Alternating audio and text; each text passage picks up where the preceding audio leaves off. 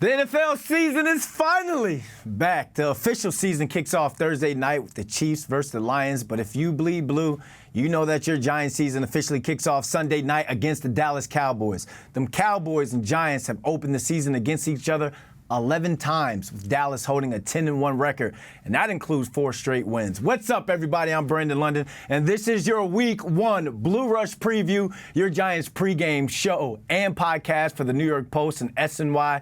And, of course, it wouldn't be Blue Rush without me introducing the OGs. He's been giving folks the inside scoop and news on the Giants since way before the Twitter app. He's the Giants beat writer for the New York Post, Paul Schwartz, and he's kicked the Giants to 2 Super Bowls and can text Eli Manning and Michael Strahan whenever he wants. Might even show up on the Manning cast. He's that close with the man. He's 2-time Super Bowl champ, Lawrence Tynes. Fellas, before we kick things off, I got to break down what we have for the fans. We've spent all week at practice and the locker room and watching tape to break this game down. So on today's show, we're bringing back RJ Ochoa of Blogging the Boys for Know Your Enemy. We went into the locker room after Wednesday's practice to talk with the rookie cornerback duo of Tre Hawkins III and Deonte Banks, as well as starting left tackle Andrew Thomas. All right, I got the business out there. Let's officially kick this thing off. Great vibes around the locker room, Paul. Great vibes heading into Week 1. Kind of give us the business. What were you thinking? What were you feeling from the energy of the locker room since you've been in there heading into this Dallas games?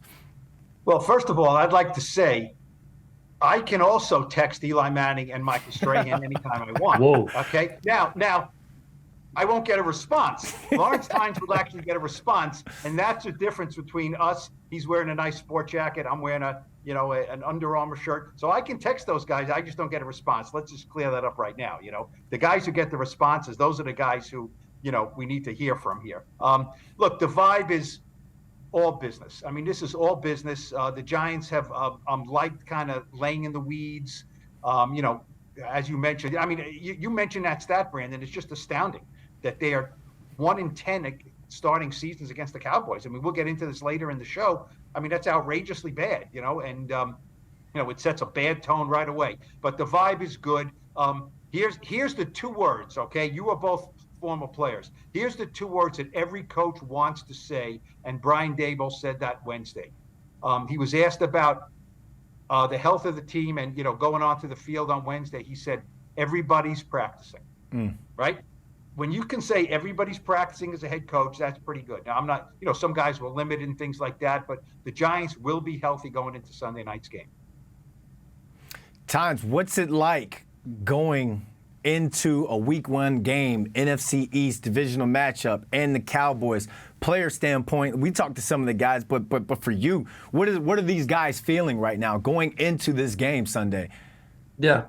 First and foremost, great to see you guys. It's been a while. I haven't been on the airwaves like you, Brandon, or Paul. I've seen you guys doing a great job covering camp, but it's good to be back with my guys. Little nerves, anxious, right? New team, new expectations. That 1-10 record is a little frightening. I knew it was bad. I didn't know it was that bad.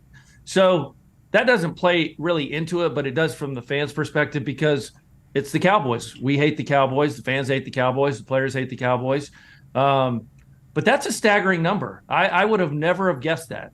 I wouldn't have said it was 500, but 1-10 is really, really bad. That just goes to show you that not only has Dak Prescott owned the Giants, I don't think he's ever lost to the Giants, but just historically, the Dallas Cowboys franchise has really, owned the Giants. And that's been the case for a lot of years. Obviously, last year they made the playoffs and have done better, but that's all going to change on Sunday night, boys. Well, before we break this game down, offense, defense, special teams, you guys, because of the expectations being so high and then that stat, do the Giants automatically walk into this game as a must-win? Is the pressure that high for this team to get that W, Paul?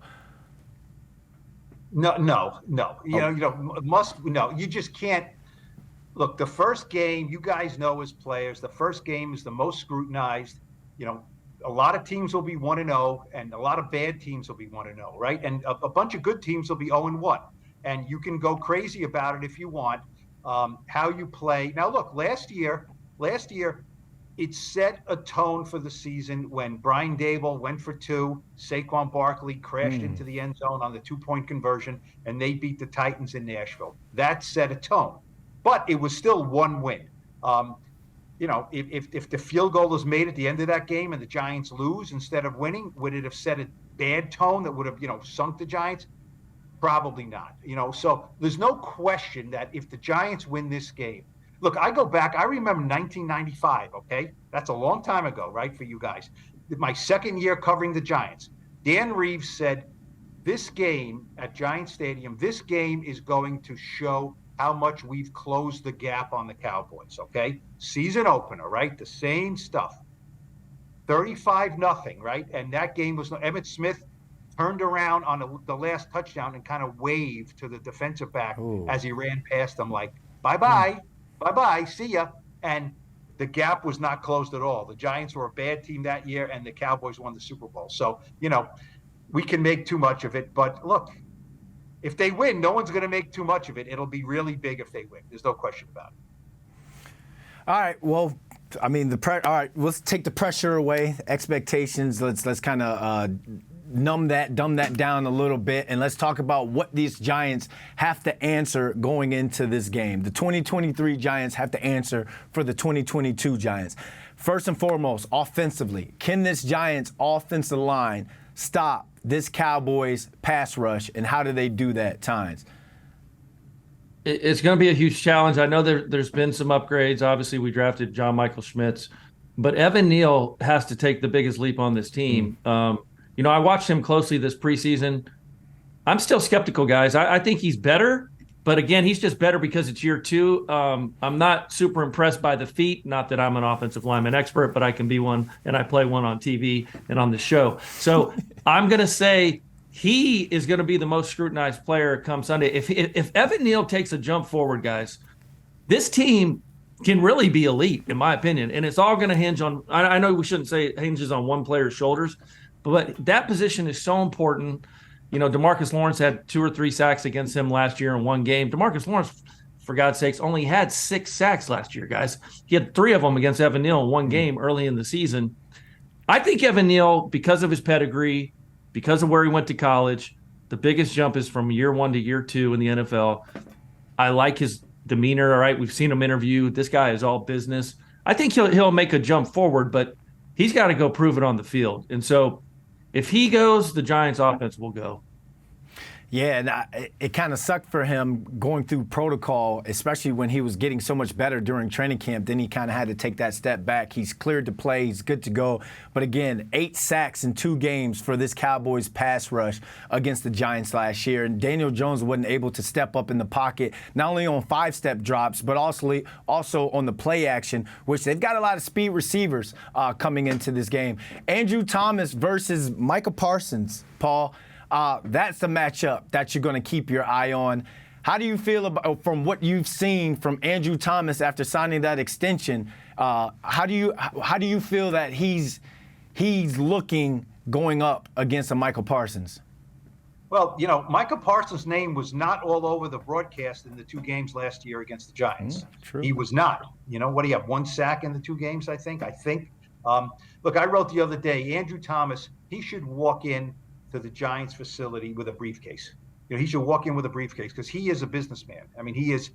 Look, he gets emotional. It's a violent sport he plays, but he approached it like a businessman. Did you guys see when he signed his massive mega deal? He walked into the building wearing a suit, wearing his nicest suit to sign his contract.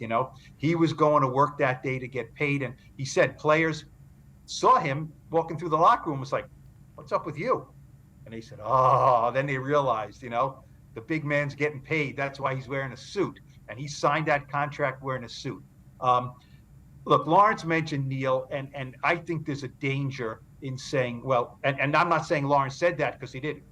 There's a danger in saying Andrew Thomas made this huge step from year 1 to year 2, so Evan Neal can do the same thing. He can do the same thing, but they're not linked at the hip. They're different players. And I agree 100% with Lawrence. if you make a list of the 5 most important players, and not like Saquon Barkley, because we kind of have a baseline of what he is going to be, or Dexter Lawrence, we know what he's going to be.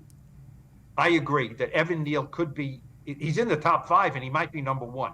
If he's a good right tackle, they are going to have a good offensive line. And if he's a shaky right tackle like he was as a rookie, then they don't have a lot of answers. And now they have to swing the protection over there, and that hurts the guards, that hurts the rookie center. So I agree. He is all business. He's a good guy. He said it was the worst game of my life last year. He gave up 3 sacks to DeMarcus Lawrence. I have a feeling they will swing some protection to help him. Mike Kafka kind of alluded to that the other day. But tackles have to be on an island at times, and I agree. I mean, if that's not the number, that and Adoree Jackson in the slot against CeeDee Lamb are my 2 biggest matchups. Neal and DeMarcus Lawrence is certainly up there. Oh, we're definitely going to talk about that CeeDee Lamb versus Adoree Jackson in that slot. But before we move on, talking about the Giants' run game against the Cowboys' rush defense, that interior line of JMS, John Michael Schmitz, who are the other 2 starting guards? Have they listed, Paul, before? Well, I think Pedersen and Glowinski, right? Yeah, Glowinski, and I think it's going to be Bredesen. I mean, he's listed. Will they do a rotation again at that guard spot with Josh Ezeudu? I don't know. I mean, I kind of think that the coaching staff wanted Ezeudu to win the job and have Bredesen be the swing guard center, and he didn't do it in the summer. So, I think Bredesen, this was a real competition. I think Bredesen kind of fended him off. So I think Bredesen will start. It will be interesting to see if in a series or 2 if Ezeudu comes in. So, you have 2 experienced guys. I mean, Bredesen is a young veteran. You have 2 experienced guys who know what they're doing, smart guys flanking the rookie. John Michael Schmitz is 24 years old. Okay. He's the same age as Andrew Thomas. He spent 6 years at Minnesota. 6. Okay. So, he's a rookie, but he doesn't look like a rookie. He doesn't comport himself like a rookie, and certainly not getting paid like Andrew Thomas either. Tom, do you think the Giants' offensive line, especially within the interior, is stronger than where they were last year in those 2 games against the Cowboys to get Saquon Barkley going in the run game? It's going to be interesting. Outside of John Michael Schmitz, it's almost the same cast of characters. Maybe they're healthier, Bredesen and Ezeudu. I did like Ezeudu too. I remember he came in the Jacksonville game. Remember, they started to run the ball really, really well late in that game after there were some injuries. Bredesen's the vet. I think this all depends on the young man that I was so fortunate to help draft for the Giants, John Michael Schmitz, the name I'll never forget. He looks the part, man. I really watched him in the preseason, and I know it's preseason, but man, he just looked mature. He looked anchored. He really moved the pocket in the run game. He moved some bodies around. Very polished for a young guy. Like Paul said, he was in college for 17 seasons. So we like John Michael Schmitz. I think he's the piece, guys. I think the guards were always pretty solid, but I just thought at center, Feliciano played his tail off. He was just a little bit limited talent-wise. I think this is a huge upgrade. I think the center most important over those 2 guards. I think the 2 guards have always been pretty solid. So we'll see. Hopefully they can open up some holes for 2-6. And the communication between Schmitz and Daniel Jones is there. I'm leaving the facility yesterday. DJ's walking into the cafeteria. John's walking out. And they're kind of going back and forth on when they were going to get together and meet again to watch more tape, to go over more of the calls and all. So you can tell that relationship is there. It's kind of like that Sean O'Hara, Eli Manning type relationship. You have to have a great chemistry with that center, and I think he's going to step in and do a great job. I mean, Daniel Jones, again, we can talk about this guy, the new weapons that he has. Paris Campbell's there. Darren Waller, the baller, has been absolutely unguardable the entire preseason. These new weapons versus the Cowboys pass defense that didn't have a Darren Waller to go up against, that didn't have a Paris Campbell, a Jalen Hyatt to go up against. The Giants' pass offense is a lot better going up against a Trayvon Diggs, going up against a Stephon Gilmore. Are you guys walking into this game with confidence, knowing that Daniel Jones now has guys to throw to if he has time? I'll start with you, Paul, because you were at practice and you got to see the chemistry of the pass offense. I am more confident that he has more weapons. Yes. I mean, this is the most talent Daniel Jones has had around him, and that's not saying a lot. I mean, last year it was Kenny Golladay and was it Kadarius, I guess, right? I mean, David Sills started last year in the opener. It was Golladay and David Sills. Okay. So, I mean, just look at it. I mean, I think, Hodgins is a very dependable guy. He catches everything. He's not the most dynamic receiver, but he catches the ball. You mentioned, Hyatt. Was showing a picture of Hyatt there. I talked to Hyatt the other day on Tuesday, and he was all pumped up. Man, was he all pumped up. And I said to him, it's only Tuesday. And he sat back in his chair by the locker and said, "Yeah, it's only Tuesday." Like he realized, I gotta chill a little bit here. Is he going to be a huge impact, Hyatt? I'm not sure right away, but you know what his impact? They line him up outside and they tell him to run really fast. Someone has to run with him. You see what they did the first game? He was in for 6 snaps against the Jets. 2 of them go routes against Sauce. They just said, "Do it," and Hyatt said, they didn't connect on one. The first one, I thought that he got a step on Sauce. Yeah, he did. Yep. A little underthrown, right? And so, he just said, I needed that. I needed to do that and just test myself against a great player like that. Paris Campbell, I think, is a sleeper pick to lead the team in receptions. I think he's a good player as long as he stays healthy. And Darius Slayton, oh, by the way, has led the team in receptions 3 out of the last 4 years with modest numbers. There's guys that there's guys that Daniel knows will be in the right places. I think it's a good group. Not a great group. They don't have a number one receiver, I don't think.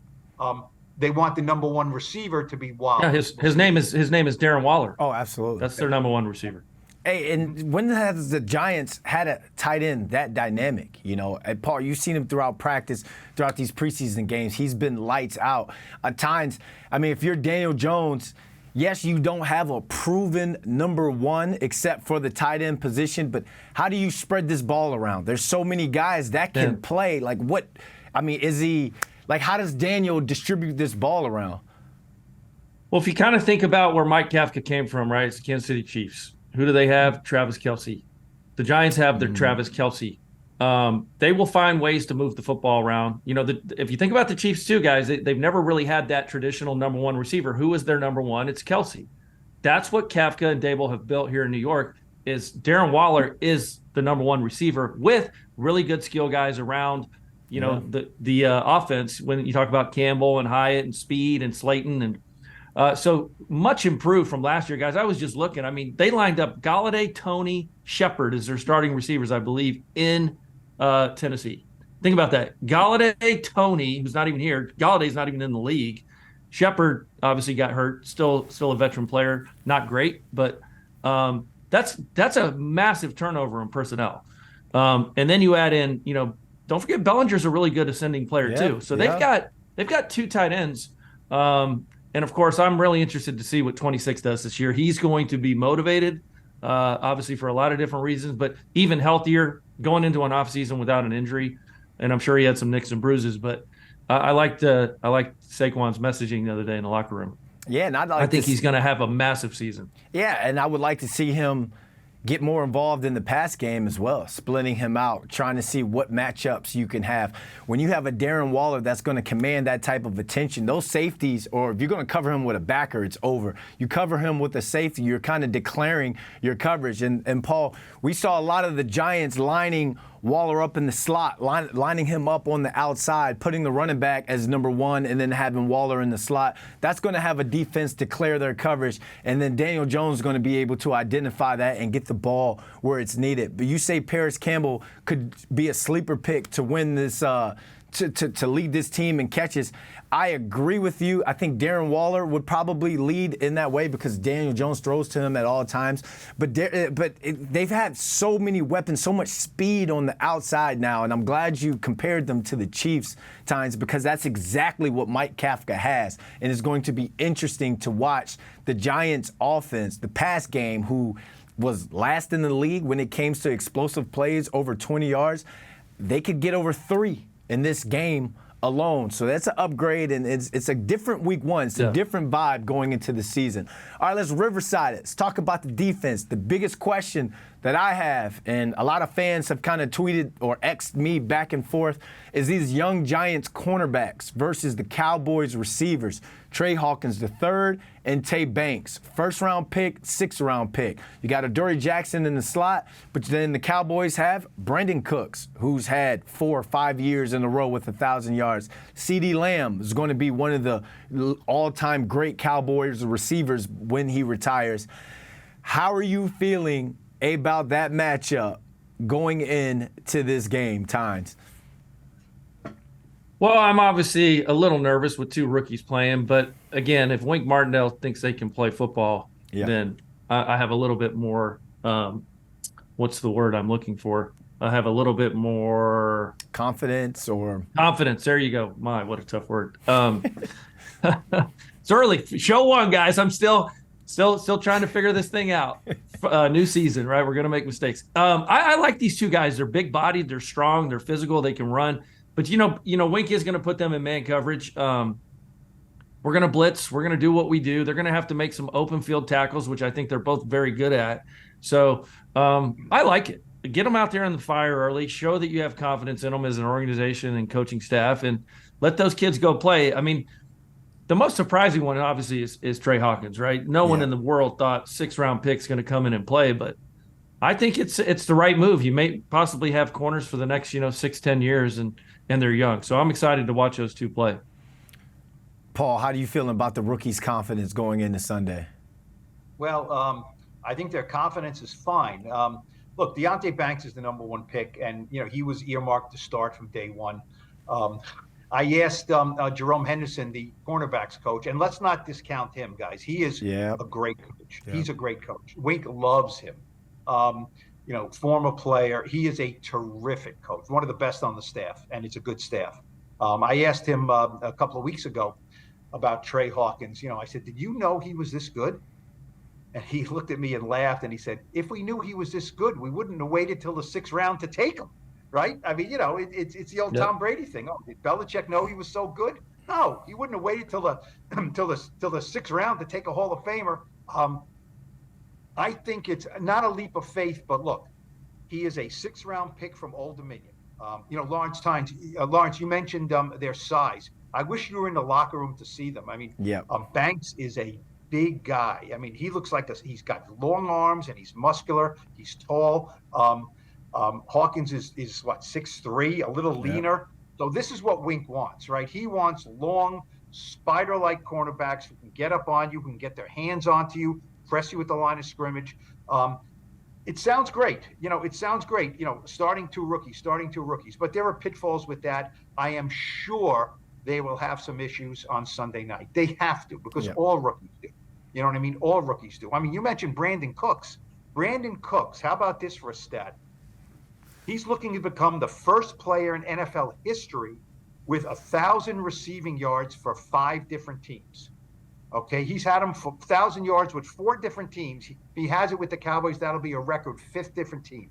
I mean, him going against Tre Hawkins he will take him to school, I'm sure, at some points. It's a matter of, can they limit the really big damage? The guy played at Old Dominion. Let's face it, he did not play at this big time level. So it's going to be a learning curve. There's no question about it, which is why Tre Hawkins, before this game, has to go to Kayvon Thibodeau and Azeez Ojulari and say, if you can buy me a second or two, if you can get there a second or two earlier, that's going to help me a lot. Well, I'm glad you talked about that. We can segue into that and make sure you guys watch and stay for the interviews with both of those young corners. I asked Tre Hawkins III what it was like having a healthy Azeez Ojulari and Kayvon Thibodeau coming off the edge.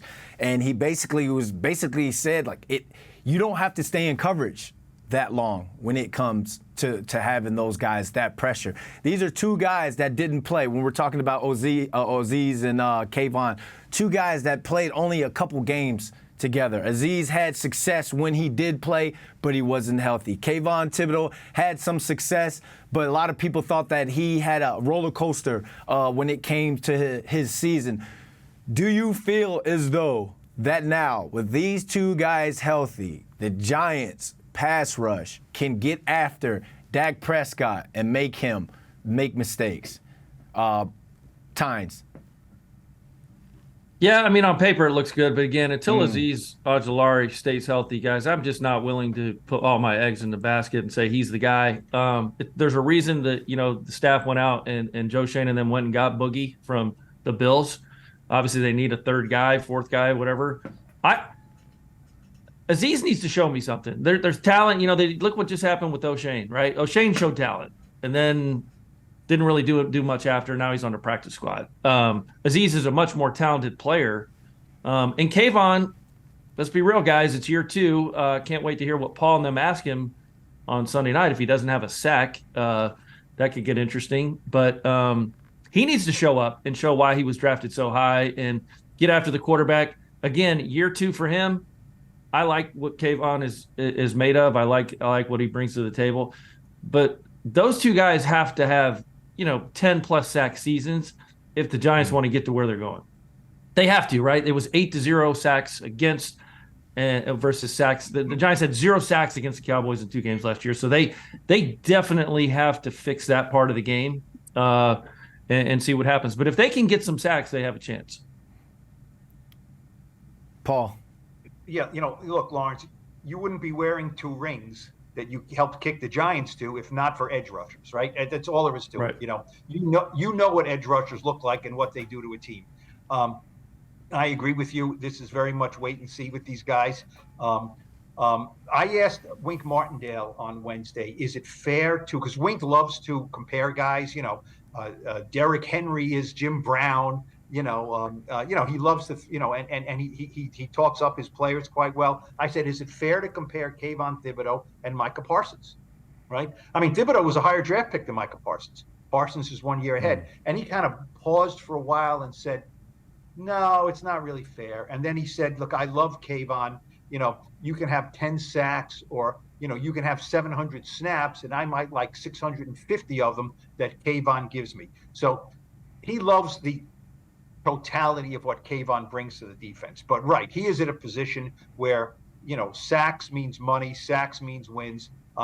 Kayvon said he watched the 2 games against Dallas, every snap like 1,000 times this week. In the second game against Dallas, Kayvon had 5 quarterback hits on Dak and 9 pressures. He said it was his highest graded game of the season, other than the next week when he had the sack and touchdown against the Commanders. So it was a good game for Kayvon, and he said, now I have to cash in with sacks. I asked him about him and Azeez, and he said this is a great line, such a good line that I actually told Kayvon, I'm ticked that you said that because I would rather have written it and said it was my line instead of you saying it. Now I'm just quoting you. He said he told Azeez, they were asked, are you guys going to meet at the quarterback? That old thing, right? You guys are going to meet at the quarterback, and he said, I told Azeez I'll carpool if I have to. So he'll let he'll play caddy to Very Azeez good. as long as Azeez gets a sack. It's a really good line. Kayvon knows that the next thing is to cash in on these sacks, and he'll have more than 4 sacks this year. There's no question about that.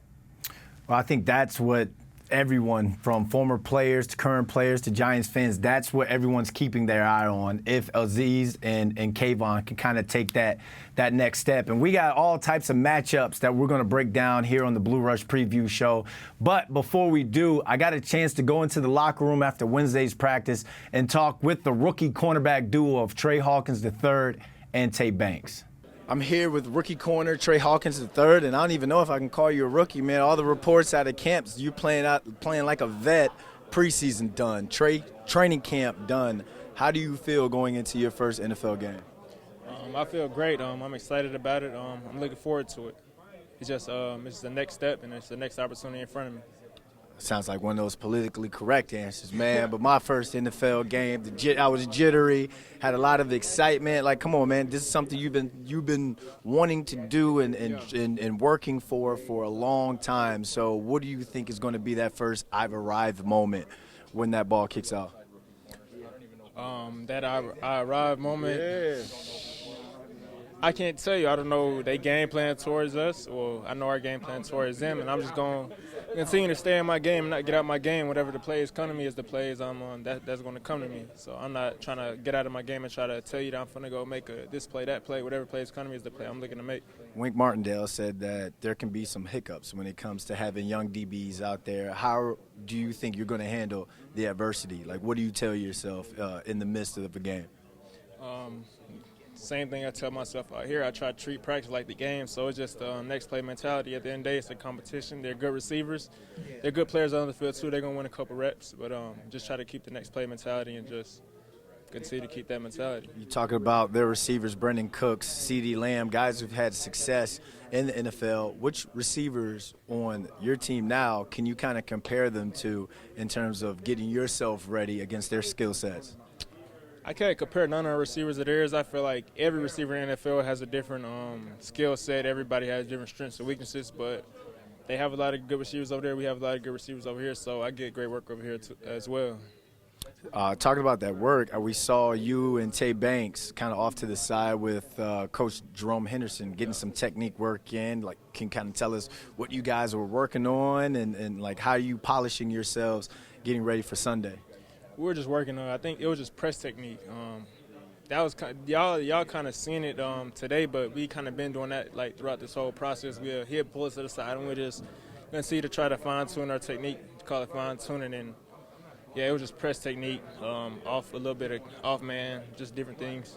Last but not least, you weren't here last year, but Azeez Ojulari and Kayvon Thibodeau didn't play much together due to injuries. What's it like being in the defensive backfield and knowing you got both Five and Azeez rushing the passer? Man, it's great. They great players. I know a quarterback can't sit there for too long because they're on their edge. So it's great. It's a great feeling having them both on the side. All right, Tre Hawkins III, man. Good luck on Sunday. Appreciate it. All right, I'm here with Deonte Banks.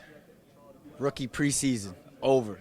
Training camp over. It's now time to line up and when it counts for real. What's your mindset going throughout the week, and how do you think you're going to feel once the national anthem gets sung?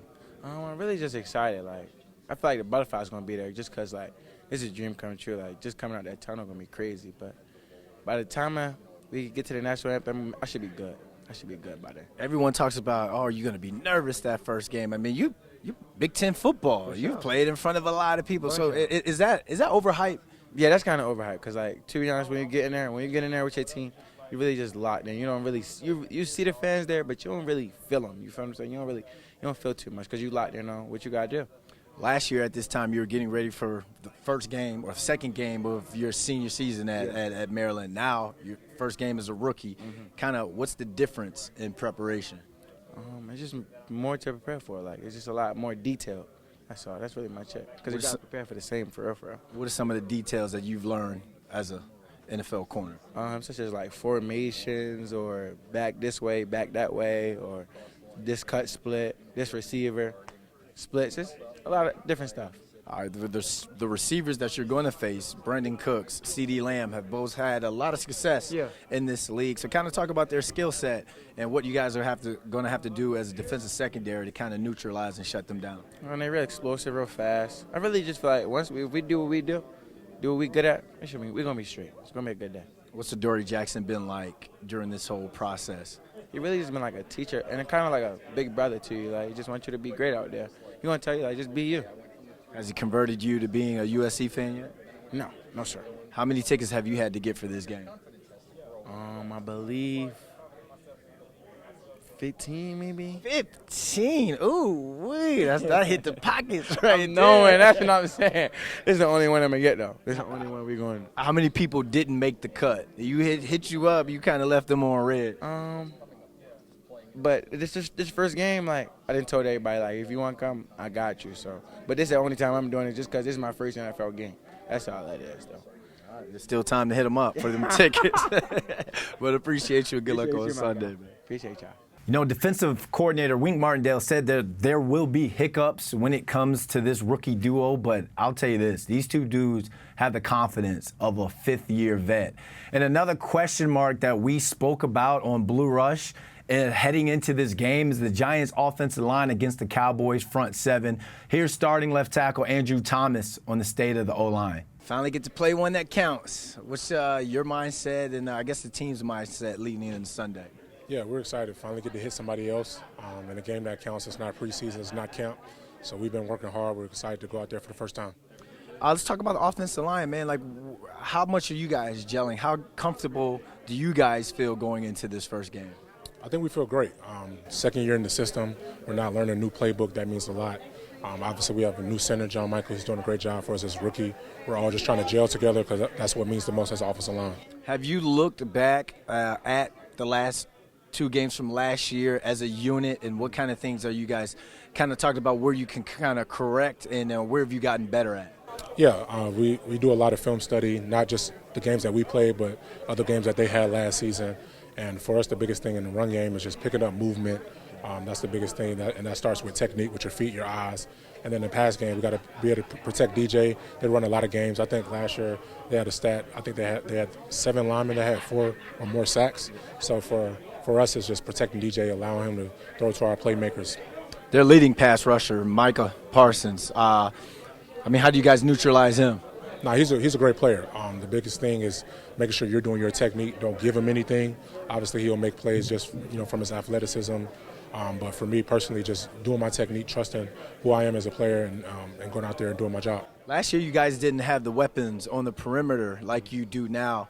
Like, how good does that feel as an offensive lineman, knowing that when you block holding guys up, that the ball's going to get spread around and different receivers are going to make plays and make some explosive plays for y'all? Yeah, it's great. I love to see, those one-play drives. You throw the ball up, we score. It's exciting for us. We're trusting the plan, trusting the process, and hopefully, we'll be an explosive offense. What's Daniel Jones been like this week in terms of his focus? The same, DJ. Always focused, the first one in, last one out. We know he's going to make plays for us. He's going to lead us in the right direction. It's kind of the same offensive line, but new mindset, new year, new team.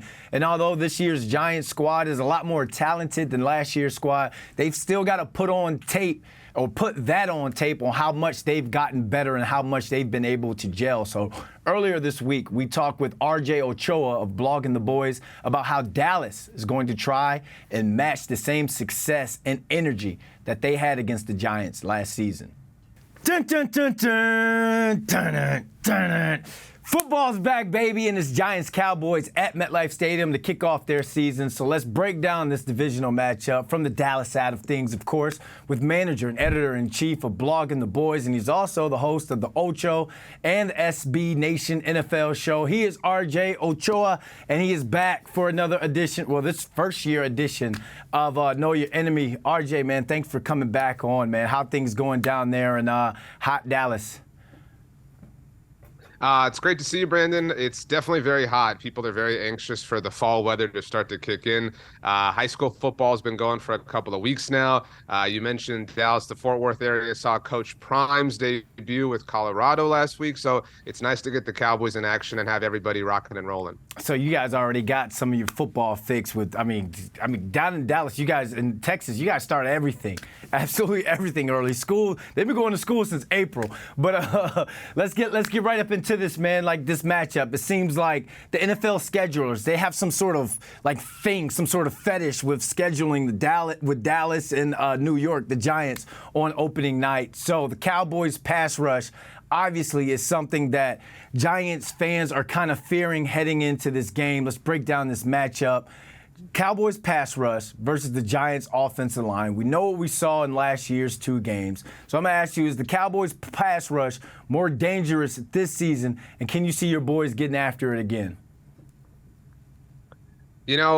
Optimism certainly reigns supreme across the NFL this time of year, but I absolutely think the Cowboys pass rush is just as good as it's been in the Micah Parsons era. Micah's obviously an incredibly gifted player in his own right, but he has a lot of talented pass rushers around him. DeMarcus Lawrence, I think, is finally starting to get a little bit of respect. He's been kind of an underrated player within the division as far as pass rusher conversations are concerned. Sam Williams is a second-year pass rusher who the Cowboys have, who really started to kind of come along and find his form over the second half of last season. The Cowboys also have talented players, among the interior of the defensive line. Mozzie Smith, their first-round draft pick, Neville Gallimore, Osa Digizua, and the thing about Dan Quinn is is he uses all sorts of players. Leighton Vander Esch has put his hand in the ground and rushed the passer so far up to this point in the preseason and training camp period. And yeah, I mean, I think it's probably the deepest and strongest area of the Cowboys roster, and that's on a team that has a lot of areas that I really like. Yeah, 54 sacks last season, I believe. And like you say, if they're even more dangerous than last year, then Daniel Jones could be off his mark and he could be running for his life. Speaking of Daniel Jones, he got that bag over he got the extension over the offseason. But Joe Schoen did a great job, I believe, in adding some playmakers. And last season, Micah Parsons said that the Cowboys defense only game plan for Saquon. Giants have some playmakers in the mix in this passing game. So what are your thoughts on Dallas's secondary versus the new look Giants pass game? Yeah, I don't think it's a secret that for a little while now, things have been not so difficult for the Cowboys when it comes to matchups against the Giants. But I think that has really changed. This is no longer a 2-game series that you can overlook if you're a Cowboys fan, because the Giants are kind of starting to turn that corner. And, look, Darren Waller is obviously kind of the name that's headlining things. Jalen Hyatt, I can't believe how far he fell in the draft. It feels like that's going to be something that annoys the Cowboys and Eagles and Commanders for the foreseeable future. It's tough. I mean, I trust the Cowboys secondary. You mentioned getting the bag. Trayvon Diggs got paid as well over the course of the offseason just about a month ago. Malik Hooker got an extension with the Cowboys. The Cowboys have one of the better safety rooms in the NFL, and they obviously traded for Stephon Gilmore over the offseason. And so while I trust them, it's definitely a taller task to go to bat with these particular skill position players as opposed to what the Cowboys have dealt with in the past. Because to your point, Saquon Barkley didn't go anywhere. He's still going to be there as well on top of all the other players the Cowboys have to contend with. Yeah, now I always think that when you have such a dominant pass rush, it makes it a lot easier on the back end when it comes to secondary. And I think Stephon Gilmore was a great addition to add a veteran presence like that to go opposite as CB2 as Trayvon Diggs. Another news that kind of broke during the offseason was Mike McCarthy. He's now running the show on offense. So from what you've seen, not only in training camp, OTAs, but in the preseason games as well, do you like the move so far? And what kind of game you think that he's going to call against Wink Martindale and this Giants defense? Yeah, I think Mike McCarthy really was very patient with allowing Kellen Moore to serve as the play caller for the Cowboys for the last 3 years. And I think that, we're going to see a lot of the same sort of things. The Cowboys, didn't change a lot of offensive personnel. They did trade for Brandon Cooks, obviously, and obviously are now without Zeke Elliott for the first time in 8 years. But I really think that Mike McCarthy is going to be a bit of a revelation. He obviously comes from a West Coast offense. West Coast principles are kind of all over this place. I think the Cowboys and Dak Prescott are really going to be focused on getting the ball out quickly, on easy completions, on dumping the ball down, tight ends, running backs, things like that. Areas that they haven't totally utilized in the past, but that's why it was important to get a receiver like Brandon Cooks. CeeDee Lamb is amazing, and I think the whole NFL understands that by now. But the Cowboys didn't really have any wide receiver who could challenge opposite of him. And so it's all about easy, high-percentage throws for Dak Prescott, and I think that he's going to be successful at commanding that over the course of the season. Yeah, and a run game could help Dak Prescott as well. I believe last year he threw like 9 or 11 interceptions when he had the lead. So Tony Pollard signed that franchise tag. You also got Deuce Vaughn. How do you think McCarthy's going to use these two guys against the Giants' run defense that absolutely struggled last season? There was a lot of conversation in the preseason about whether Deuce Vaughn could earn the RB2 role. I think if you're paying attention, if Tony Pollard had to miss a game for whatever reason, I don't know that Deuce Vaughn is carrying the ball 18, 19 times. Deuce Vaughn is his own weapon. He's his own thing. And I totally envisioned the Cowboys utilizing him and Pollard in the screen game, in the passing game, getting them out in motion. And for that matter, I would add Kevontae Turpin, who most people kind of know is only a return man for the Cowboys. We've seen him evolved a lot more on offense to this point. And so they're among the faster players on the Cowboys offense. And that's what it's about, getting them in space, putting the ball in their hands, making them or putting them in positions to make dynamic movements. But obviously you do have to run the ball. And Mike McCarthy had a comment at the combine that was about wanting to run the damn ball all over the place. This is not a team that's going to play Army-Navy style football. They want to air the ball out. They know that their best players certainly can help them in the passing game. Yeah, a lot of speed, a lot of playmakers on that Cowboys offense this season. Looking for Dak to have a huge game, and it all is going to start Sunday. Hopefully the Giants defense can neutralize that, but we'll see, man. When it comes Giants-Cowboys, it's always a great game. RJ, thank you for joining us, my man. Thanks a lot. Good luck the rest of the season. All right, thanks, RJ. It was always good catching up with him. That was a great Know Your Enemy segment.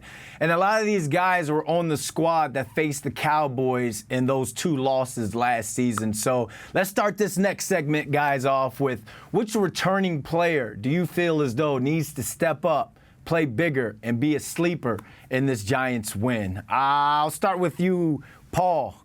Who do you think needs to be the sleeper, step up, and be the hero? Well, does Evan Neal count as a sleeper? We mentioned him. Yeah.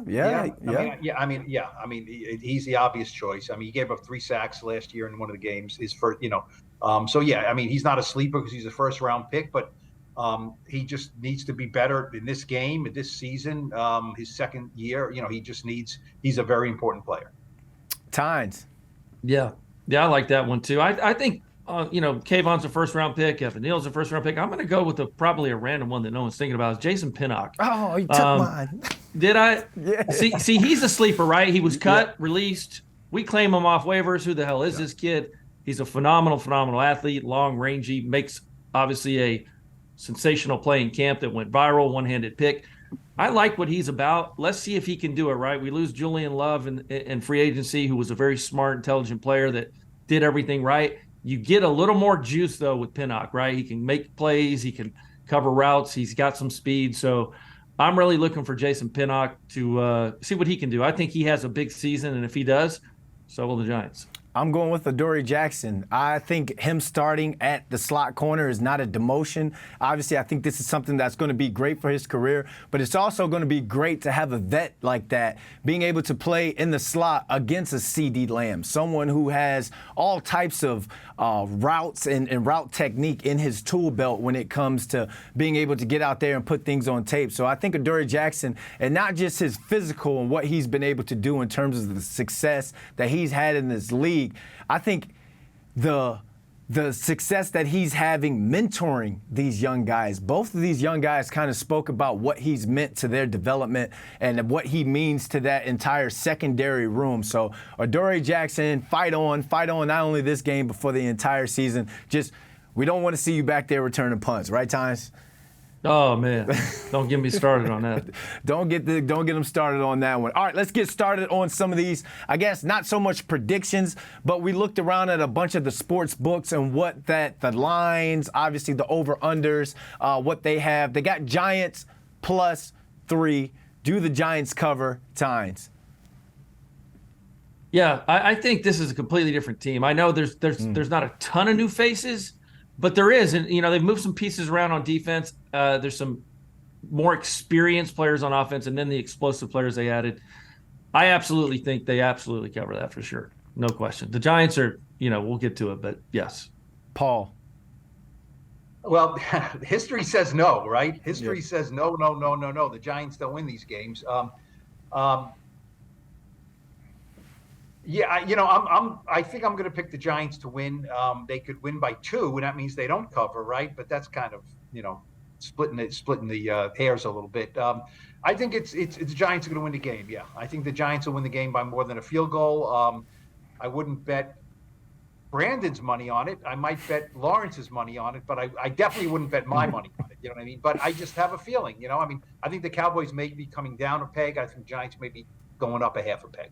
Man, Paul, I just paid for daycare. You don't want Brandon's money. Brandon's got IOU money right now. And speaking of IOU, the O and the U, the over-under for this game is 46.5. Oh, but let me throw in mine. I think the Giants don't cover. They win by a field goal. Graham Gano. It's just going to be one of those type of games. I know it's a new expectations, some new playmakers on this team, but the Cowboys are still a good team. It's going to be a dogfight. The over-under on this game, 46.5. Paul, over or under? Over. I think there are weapons, rookie cornerbacks, Darren Waller, Cooks, CeeDee Lamb, Graham Gano kicking 55-yard field goals, not a lot of empty possessions. I think over. I think it's fairly high scoring, fun Sunday night game. Tynes. Yeah, I like the over too. I think there's just so much speed and athleticism on the field on both sides. Let's not forget Deuce Vaughn, a K-State running back. I think he's going to be sort of an X factor for them. I think he's a really good running back that people aren't talking about. But again, there's a lot of skilled athletes on this field. Both offenses are pretty, Mike McCarthy versus Mike Kafka. So, yeah, I'll take the over on that. Yeah, I'm sitting over with you guys. It's going to be a Sunday night, I guess, dogfight, as you can say. And I see both of these offenses scoring a lot of points. I mean, that's what the Giants brought a lot of those playmakers in for. Giants total points, 24.5. Last year, if we would have put the bar at 24.5, I definitely would have taken under. But I'm going to take over on this one. Tynes, what about you? Yeah, I think that's about right. Over 24.5 is a really good number. I'm going to go under. I think it's just right at that 24 number. Obviously, we got Graham Gano, who can hit some very long field goals, and the offense will be explosive. Yeah, I'll take just under 24.5. Paul. I'll take over. Like I said, shouldn't be a lot of empty possessions with a great field goal kicker. That kind of pushes the numbers up a little bit. And look, it was an incredible push this year to become a more explosive, better, higher scoring team. And I think they can be that this year. I don't think they could be a top 10 scoring team, but they got to get into the middle level there, and I think I think they can figure out a way to get 26, 27 points in this game. Paul, I got another one you're going to take the over on, or at least I'm assuming. Darren Waller receiving yards, over under 45.5. Is that a first half wager? First quarter, at least. Look, I'm not slowing the roll on Darren Waller, but he is not. We saw him in 7-on-7 in training camp, and he's wearing shorts and a t-shirt, and he looked like LeBron James catching passes. I mean, it was okay, this is ridiculous. We know what he did in 2019 and 20. We know what he did the last 2 years when he was hurt and disgruntled and whatever, wasn't playing. Here's one just as a quick aside. I think the difference in touchdowns between Daniel Bellinger and Darren Waller is not going to be very significant. I think Bellinger could sneakily have like 6 touchdowns this year, 4-yard touchdown, 6-yard touchdown, everyone going, like they did in the preseason. 2 guys run together, Waller cuts in, Bellinger goes out, everyone goes in, Bellinger catches an easy touchdown pass. I think Bellinger will be over 45.5. Tynes. Yeah, that's easy. I think he does that probably in the first quarter. I mean, we saw how they featured him in that Jets preseason game, or maybe it was the preseason game before. I can't remember who they played, but I think in the first quarter, I would say Bellinger has over 40. What is the number? 46, 45, whatever the hell. Yeah, give me the over. 45.5. Yeah, I mean, if you're looking at the Cowboys safety, Jaron Kearse ranked 36 out of 87 for safety coverage, and then Donovan Wilson was 45th of 87. You can't check What about this guy. Hooker? Is Hooker still there? He's still there. He signed a nice little extension. I just feel as though from what we've seen, again, he could have been T-shirt and shorts. From what we've seen all throughout camp, this dude goes and gets the rock, runs crisp routes, and he looks like a receiver out there. I've never seen something like that before in person. Last but not least, and probably could be one of the most important prop bets for this game, Saquon rushing yards, 66.5 times. Yeah, I think Saquon. Saquon has done pretty well against this front. Remember the big run he had last year at home to get the game close or put them up maybe before the half. I think Saquon is on a mission this year, guys. He wants the new extended long contract. He's healthy. It's the first game of the year. Yeah, I think Saquon goes well over 60 yards and has a big game for the Giants. Paul. I'm not so sure about big game, but 66, 66.5, not necessarily a big game. It also depends. You're talking about 12 carries or 22 carries. It's different. He breaks one for 25 yards, and that number, looks pretty safe. I think over. I'm not saying he's going to have a huge game. I think they want to throw the ball, but yeah, I think he can certainly find his way to 67, 70 yards. Sure. Yeah, I'll go over as well. And then, what he does in the passing game, I feel like that's going to help this Giants offense as well. All right, let's get into our final thoughts. Coach Paul Schwartz, this is your pregame speech to the team. Keep it short. What do you tell these boys before they go out and they take that field Sunday? I got to use the quickies from Miracle, right? Their time is past. This is your time. It's not quite that much David and Goliath here, but look, the one thing that the Joe Schoen, Brian Dable regime did not do in year one. They made the playoffs. They had a winning record. They stunned everybody. They did not beat the Eagles, and they did not beat the Cowboys.